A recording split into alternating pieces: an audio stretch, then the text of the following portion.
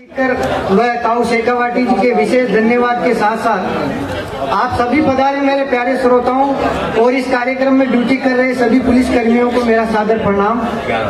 कवित्रों से भी कर ले प्रणाम। बहुत अच्छा कार्यक्रम चल रहा है। 9 बजे का टाइम दिया था, 10:30 बज गई। मैंने ताऊ जी से 3 बार पूछ लिया, भाई साहब होगा तो सही ना। ये बोले होगा, लेकिन यहाँ पर सुनने वाले धीरे धीरे आते हैं। कोई बात नहीं, हमें कह देते, हम 1 दिन बाद आ जाते। और ताऊ जी बहुत होशियार है भाई साहब। मैंने अभी देखा 5100 रुपये देकर 51,000 लेकर जा रहे।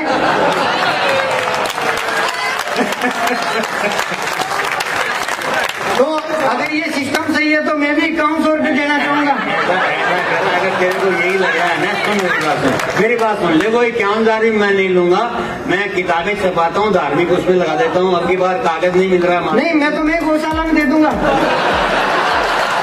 अरे मेरा बाप, मैं मेरी भान में दे देती हूँ। स्वागत स्वागत। यहाँ पे आए तो भाई साहब वहाँ पर आते कवियों को 1-1 मालाएं वहाँ चौक में पहना दी। फिर यहाँ पर आए थे 1-1 मालाएं पहना दी। ताऊ जी को तो 10-15 पहना दी। तो इनको मालाएं पहना रहे थे तो मुझे तो ऐसा लग रहा था जैसे कवियों का स्वागत नहीं, कवियों को श्रद्धांजलि दी जा रही हो।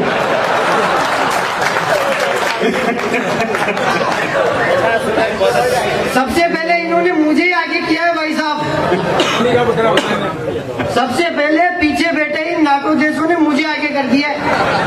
तो यकीन मानिए इस समय मेरी स्थिति बिल्कुल यूक्रेन जैसी हो रही है भाई साहब। लेकिन पीछे बैठे इन नाटो देशों से मैं कहना चाहता हूँ, क्या कहना चाहता हूँ, बात आप तक पहुँच जाए तो एक व्यक्ति ताली बजाकर मुझे इस कवि सम्मेलन को शुरू करने की इजाजत दे देना। पीछे बैठे इन नाटो देशों से कहना चाहता हूँ कि भारत सरकार जैसा फंडा रखता हूँ, है नहीं, सही बोल रहा हूँ। भारत सरकार जैसा फंडा रखता हूँ, गुट निरपेक्ष कर दिमाग को ठंडा रखता हूँ। न जाने कौन से देश में कहाँ उलझ जाऊं, मैं तो परमानेंट जेब में तिरंगा झंडा रखता हूँ। बहुत बढ़िया लाइन, बहुत बढ़िया लाइन। मुझे आप लोगों को हंसाने के लिए खड़ा किया है। हालांकि आप लोगों को हंसाने के लिए, कविताएं सुनाने के लिए मंच पर देश के बड़े बड़े प्रख्यात, विख्यात और कुछ कुख्यात कवि आए हुए हैं। भाई साहब, इन कवियों में मेरे में सिर्फ इतना सा फर्क है, ये सारे कवि सर्जन के कवि हैं, अपन विसर्जन के कवि हैं। इसलिए भी आप लोग मुझे बहुत ध्यान से सुनना। क्यों सुनना? क्योंकि मैं बहुत आइडियोलॉजी कवि हूँ भाई साहब। मैं आपको थोड़ी देर हंसाऊंगा। इनमें से किसी कवि ने 1 देश की यात्रा, तो किसी ने 2 देश की यात्रा, तो किसी ने 10 देश की यात्रा कर रखी है। पर आपको ये जानकर बड़ा आश्चर्य होगा कि मैंने मात्र इस 27 साल की उम्र में भाई साहब 40 देशों की यात्रा करने की सोच रखी है।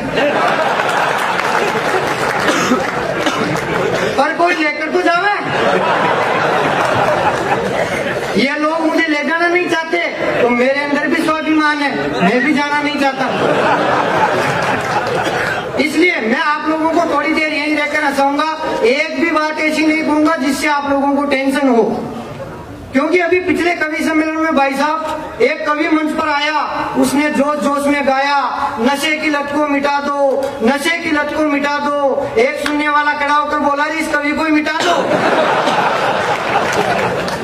इसलिए मैं तो पाकिस्तान पर तो बिल्कुल भी बात नहीं करूंगा ताऊ जी। और पाकिस्तान पर क्या बात करूं, जिस देश का प्रधानमंत्री भारत को जंग की धमकी देकर पाकिस्तान की जनता से कहता है आप धमकी को सीरियसली नहीं ले।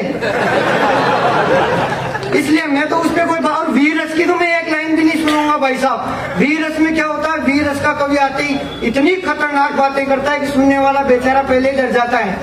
वीर रस का कवि आते ही कहता है मैं खून से कविताएं लिखता हूँ। क्या बात है ताऊ जी, मैं तो शायरी से लिखता हूँ। इसमें ठीक है। नहीं, जो चीज है ही नहीं उसका रिस्क कौन उठावे। ताली वाली बजाओ एक बार यार।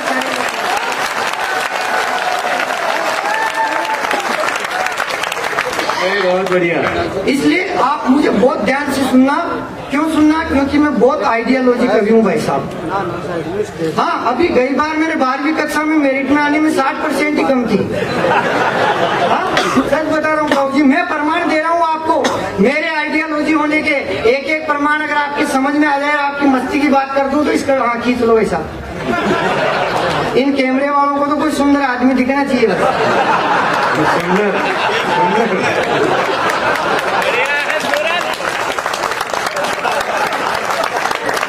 मैं बता रहा हूँ आपको, बचपन से आइडियोलॉजी हूँ ताऊ जी। अभी थोड़े दिन पहले मेरे गांव में एक बहुत बड़े सेठ जी की बच्ची की शादी थी, तो उन्होंने मुंबई से कैटरिंग वालों को बुलवाया, एक से बढ़कर एक खाने का सामान बनवाया, पर भाई साहब हमारे सिंगल इनविटेशन भिजवाया।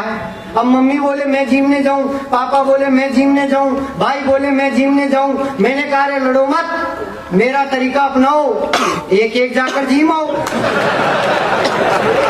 हाँ सच बता रहा हूँ ताऊ जी, मैं तो पढ़ता था तब से आइडियोलॉजी हुई। एक दिन विज्ञान के गुरुजी ने सारे बच्चों को इकट्ठा किया, एक बाल्टी मंगवाई और उसमें रासायनिक पदार्थ डाले और अपनी जेब से 10 का सिक्का निकाला और बाल्टी में डाला और सारे बच्चों से पूछा बताओ बच्चों ये सिक्का सही रहेगा या गलेगा। मैंने कहा सर ये सिक्का एकदम सही रहेगा।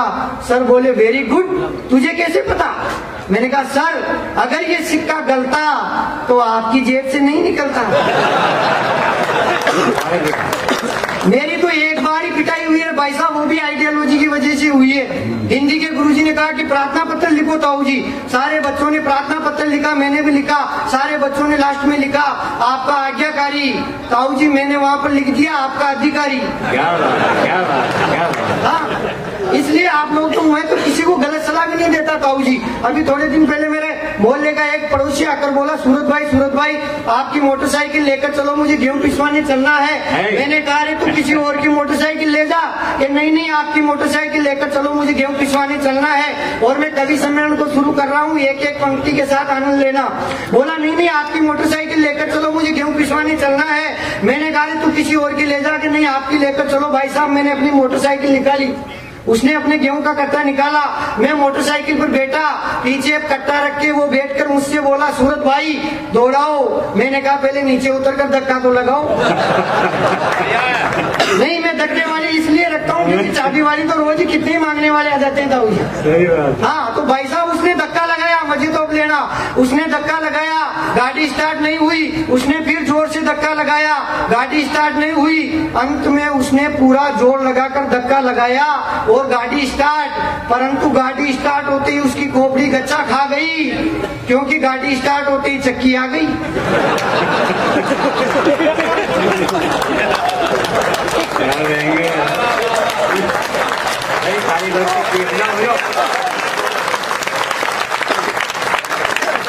बहुत बढ़िया, बहुत बढ़िया। उसकी खोपड़ी गच्चा खा गई क्योंकि गाड़ी स्टार्ट होती चक्की आ गई। चक्की आते मैंने कहा भाई साहब बंद कर दूं। मैंने कहा भाई साहब बंद कर दूं जब तक आपके गेहूं पिसेंगे। वो हाथ जोड़कर बोला लेकिन वापिस इधर से नहीं चलेंगे। बता रहा हूँ ताऊ जी बचपन से आइडियोलॉजी हूँ हर विषय के अंदर, सिवाय स्वास्थ्य शारीरिक शिक्षा को छोड़कर। लग भी रहा होगा कई लोग तो मेरा शरीर देखकर ऐसे सोच रहे हैं यार ये कवि तो बीपीएल का कवि दिखे। कई लोग सोच रहे हैं ये तो पैदल ही आया दिखे। अच्छा साहब ताऊ जी दुबला पतला होने से मुझे एक ही फायदा है, बाकी नुकसान ही नुकसान है। फायदा सिर्फ इतना सा है कि कोई आदमी मुझे अपनी गाड़ी के धक्का लगाने के लिए नहीं कहता भाई साहब, क्योंकि उसको मालूम है गाड़ी स्टार्ट हो गई तो सबसे पहले इसी को हॉस्पिटल ले जाना पड़ेगा। बाकी तो नुकसान ही नुकसान है। मैं तो भगवान के दर्शन करने जाऊं तो भी समस्या, रास्ते में लोग रोक कर कहते रहे बेटा तुझे भक्ति की नहीं शक्ति की जरूरत है। सबसे बड़ी समस्या तो दुबला पतला होने से कोई लड़की प्यार व्यार करना तो दूर की बात, ताऊ जी राखी तक नहीं बांधती। अब वो राखी इसलिए नहीं बांधती कि ऐसे भाई के क्या राखी बांधे जिसकी रक्षा ही हमें करनी पड़े। ये समस्या मैंने सुमित्रा मैडम को समझाई तो इन्होंने पूरी बात बताई। बोले सूरत अजनबी तेरी सूरत इतनी खास नहीं, तेरी तो हड्डियों पर मांस नहीं, क्या तेरे से कोई लड़की प्यार करे, तेरी तो 4 दिन भी जीने की आस नहीं। अभी हम शाम को आ गए थे तो सुमित्रा मैडम बोली मैं पहली बार सीकर में आई हूँ, सूरत भाई मार्केट में चलते हैं, तुम मेरे साथ चलो, मेरे थोड़ी सुरक्षा रहेगी। मैंने कहा मैडम मैं आपके साथ मार्केट में चलूंगा तो आपकी तो सुरक्षा हो जाएगी लेकिन मेरे सुरक्षा बढ़ जाएगी, क्योंकि रास्ते में किसी से लड़ाई झगड़ा हो गया तो भाई साहब मेरा स्वभाव खराब है, मैं तुरंत मरण पे आ जाता हूँ। सामने मारण पे, अपन तुरंत मरण पे।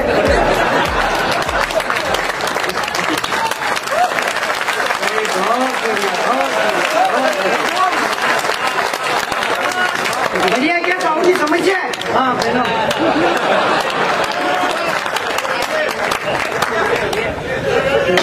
जगदीश जी से माला पहनना कोई मजाक नहीं, ताली बजाओ जोर से। मेरे गांव में तो ताऊ जी अभी थोड़े दिन पहले शोले फिल्म की शूटिंग करने वाले आ गए भाई साहब। शोले फिल्म की शूटिंग करने वाले आए तो जोश जोश में मैंने भी ऑडिशन दिया, तो फिल्म वालों ने मुझे धर्मेंद्र के रोल के लिए लिया। हाँ, पर भगवान कसम गब्बर सिंह ने मेरे हाथ पैर नहीं बांधे, मुझे सिर्फ इतना सा झटका दिया, कपड़े टांगने वाले हैंगर पे लटका दिया। फिर गब्बर सिंह ने मेरे यहाँ पिस्तौल लगाकर मुझसे कहा, बोल बसंती मत नाच इन कुत्तों के सामने। तो ताऊ जी मैंने भी ऐसा ही कहा, बसंती मेरी बहना, बसंती मेरी बहना मत नाच इन कुत्तों के सामने। तो ताऊ जी बसंती नाटक करने लग गई, बोली नहीं मैं तो नाचूंगी, बहुत दिनों बाद तो डीजे लगाए। मेरा दिमाग तो तब खराब हो गया जब स्कूल में पढ़ाने गया, पहला ही दिन था, पहला ही बच्चा था। मैंने कहा रामधन खड़ा हो, बता बेटा ये धरती क्यों घूमती है। थोड़ा बोला सर कुछ खाओगे पियोगे नहीं तो ऐसे ही घूमेगी।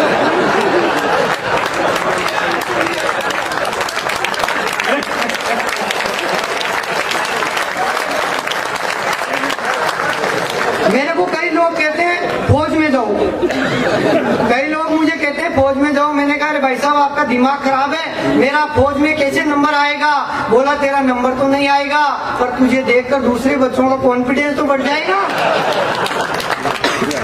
सही बता रहा हूँ, मैं दूसरे बच्चे को खड़ा किया, सारे इंटेलिजेंट बच्चे ताऊ जी, मैंने दूसरे बच्चे को खड़ा किया। मैंने कहा बता बेटा आप भारत के प्रधानमंत्री होते तो क्या करते।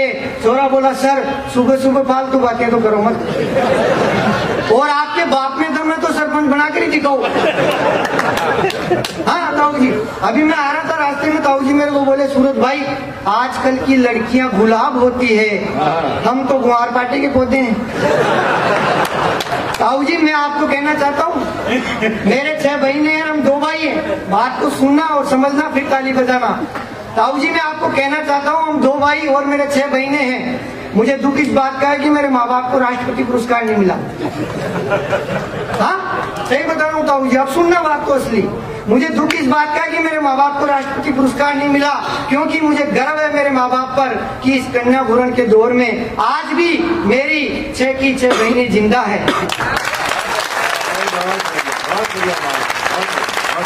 ये क्या समस्या है ताऊ जी, आगे सुनो। समस्या अभी थोड़े दिन पहले मेरी साइकिल चोरी हो गई भाई साहब, तो मैं थाने में गया, मैंने कहा थानेदार साहब मेरी साइकिल चोरी हो गई, FIR दर्ज करो। थानेदार जी ने कहा अच्छा तेरी साइकिल के कितने टायर थे। अब मैं आप लोगों को विकलांग दिखाई दे रहा हूँ क्या।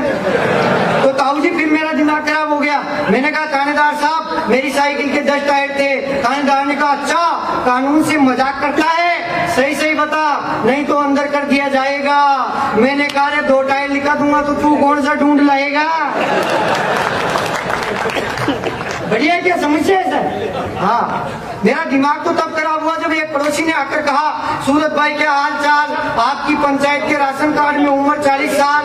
मैंने कहा अरे अंकल इस उम्र ने मुझे भी कई दिनों तक शर्मिंदा तो रखा, पर धन्यवाद पंचायत का, कम से कम मुझे राशन कार्ड में जिंदा तो रखा। बढ़िया क्या समस्या है ताऊ जी। समस्या सही बता रहा हूँ मैं आपको। आप बहुत अच्छा कवि सम्मेलन सुन रहे हो तो मुझे 2 पंक्तियां याद आ रही है कि अगर सुनाने वाले अच्छे हो तो ये सुनने वालों का भाग्य होता है, और सुनने वाले अच्छे हो तो ये सुनाने वालों का भाग्य होता है। लेकिन आपकी इस सिक्कर की धरती पर आकर मुझे ऐसा लग रहा है कि यहाँ पर सुनने वालों का भी भाग्य है और सुनाने वालों का भी भाग्य है। तब मैं आप लोगों को एक कविता सुनाता हूँ। देश के सारे कवियों ने कविताएं लिखी भाई साहब, बेटी बचाओ बेटी बचाओ बेटी बचाओ। ताऊ जी तब मैंने एक कविता लिखी बेटा बचाओ। हाँ और बेटा कैसे बचाओ, बेटियों का जब अकाल पड़ जाएगा तब देश में क्या हालात होने वाले हैं। मैं एक कविता आपको सुनाता हूँ और मंच का भी विशेष ध्यान चाहूंगा सर, ताऊ जी विशेष ध्यान चाहूंगा कि जब लड़कियों की कमी पड़ जाएगी तब देश में कैसे हालात हो जाएंगे भाई साहब। कि आप सोचो आप सोचो तब क्या होगा सीन जब लड़की होगी एक और लड़के होंगे नहीं। कविता मैंने लिखी है आपने। आप सोचो तब क्या होगा सीन जब लड़की होगी एक और लड़के होंगे 17। हाँ समस्या आगे भाई साहब बाबा क्या। आप सोचो तब क्या होगा सीन जब लड़की होगी एक और लड़के होंगे 17। कुल मिलाकर सारा का सारा रोड़ा कुंवारों के गले अटकेगा। कुल मिलाकर सारा का सारा रोड़ा कुंवारों के गले अटकेगा। लड़की पाने के लिए लड़का बेरोजगारों की तरह दर दर भटकेगा और लड़की नहीं मिलने पर शाम को जाकर ठेके पर घटकेगा। तब क्या हालात हो जाएंगे। तब शादी निजी नहीं होकर हो जाएगी सरकारी। तब शादी निजी नहीं होकर हो जाएगी सरकारी। लड़की पाने के लिए लड़के की तरह तरह से होगी इंक्वायरी। साक्षात लड़की ही लेगी लड़के का साक्षात्कार।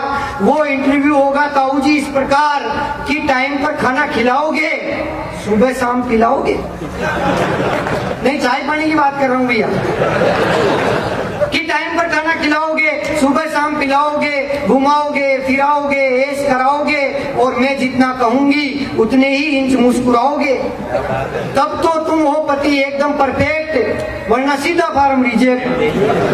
ऐसे ही ख्वाबों में मुझे भी वो पत्नी रूप में नजर आई तो भाई साहब मैंने भी अपनी किस्मत दाव पर लगाई। मैंने भी लगाया पूरा चेक और चेक, जैसे तैसे मेरा जोड़ा बन जाए एक। ऐसी भ्रष्टाचार युक्त शादी से, ऐसी भ्रष्टाचार युक्त शादी से मैं मनी मन हो रहा था राजी। इतने में किसी ने डबल जेक चेक लगाकर कर दिया फिर मुझे बाबा जी। हालांकि फिर भी मैंने इस कंपटीशन को आगे करना चाहा फाइट, तो गूगल पर ढूंढने लगा सेकंड हैंड बीवियों की साइट। मैंने देखा रे फर्स्ट हैंड नहीं तो second hand, third hand, four hand से हैंड मिलाओ, कैसे तो काम चलाओ। परंतु भाई साहब यहाँ पर भी मेरी किस्मत चली गई। आवेदन करते ही कॉपी संडे में चली गई और मुझे नोटिस मिला। कारण बताओ, आप पहले वाली बीवी तो जमा कराओ। कारण बताओ, आप पहले वाली बीवी तो जमा कराओ और अब मजे लेना।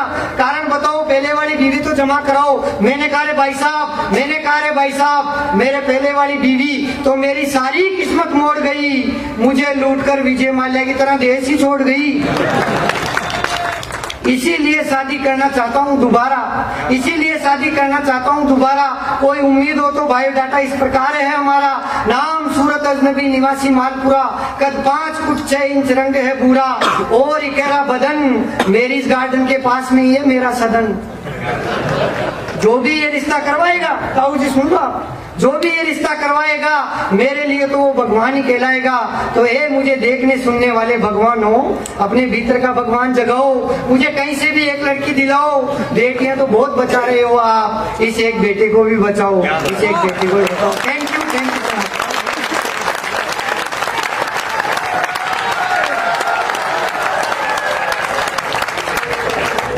एक बार जोर से बोलो, हो ऐसा नहीं यार, तो बुलाऊं वंस मोर, यहाँ तो ढंग से करो यार। कुछ कम नखरे नाज करो तुम, इतना नहीं मिजाज करो तुम। अरे सुनने वाले आवाज लगा रहे हैं, जल्दी से आ जाए कविता और।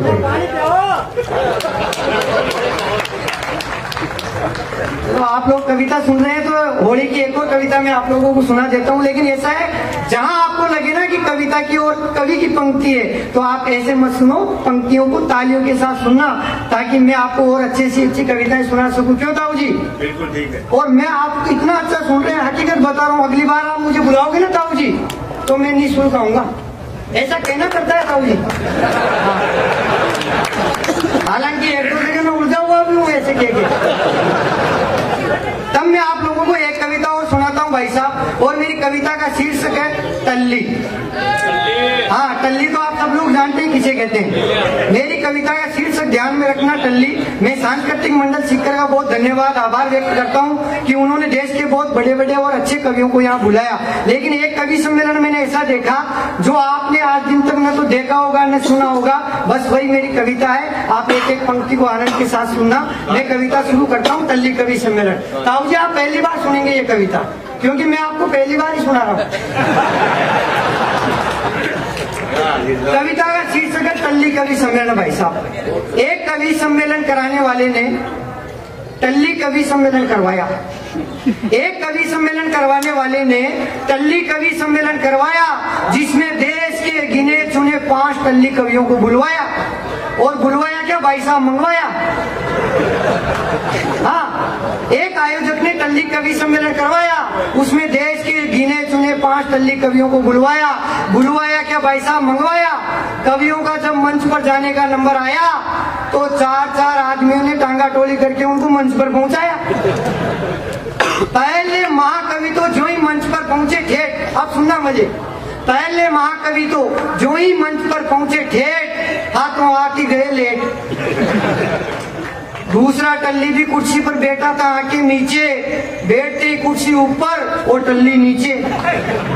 अब मजे लेना, दूसरा टल्ली भी कुर्सी पर बैठा था, आंखें नीचे, बैठते ही कुर्सी ऊपर और टल्ली नीचे। उसकी तो दशा और दिशा दोनों ही फिर गई। उसने सोचा रे अपनी सरकार तो सोनिया की सरकार की तरह गिर गई। उसकी तो दशा और दिशा दोनों ही गिर गई। उसने सोचा रे अपनी सरकार तो सोनिया की सरकार की तरह गिर गई। तीसरा टल्ली तो टल्लीपन के लिए कुछ ज्यादा ही था उतारू। एक केटली में मंच पर ही लेकर आया था भाई साहब दारू। उसने केटली से इनक्लोज लड़की को मुंह तक कर रखा था फिट, और कह रहा था मुझसे ज्यादा कौन टल्ली कवि हो जाएगा हिट। चौथे टल्ली का तो उससे भी बुरा हाल था। आते ही बोला हम आ गए शान से, हालांकि हमारे निमंत्रण तो पिछले साल था। चौथे टल्ली का तो ताऊ जी उससे भी बुरा हाल था। आते ही बोला हम आ गए शान से, हालांकि हमारे निमंत्रण तो पिछले साल था। 5वें कवि ने भी नहीं छोड़ी थी कोई कसर, उस पर भी था दारू के महाप्रकोप का असर। जैसे तैसे संचालन के लिए वो माइक तक गया। इतने में कवि सम्मेलन में मोड़ आ गया नया। खुद आयोजक जी लहराते हुए मंच पर आए। कवि सम्मेलन कराने वाला खुद आयोजक जी लहराते हुए मंच पर आए, अपने साथ 5 मालाएं लाए, और अगली पंक्ति आप तक पहुंच जाए ना तो एक एक व्यक्ति ताली बजाकर मुझे सूचित करना, मैं कविता सुना रहा हूँ आपको। जो इस संचालन के लिए माइक तक गया, इतने में कवि सम्मेलन में मोड़ आ गया नया। खुद आयोजक जी लहराते हुए मंच पर आए, अपने साथ 5 मालाएं लाए। मालाएं फैली थी, 2-2 फूलों के बीच एक दारू की थैली थी।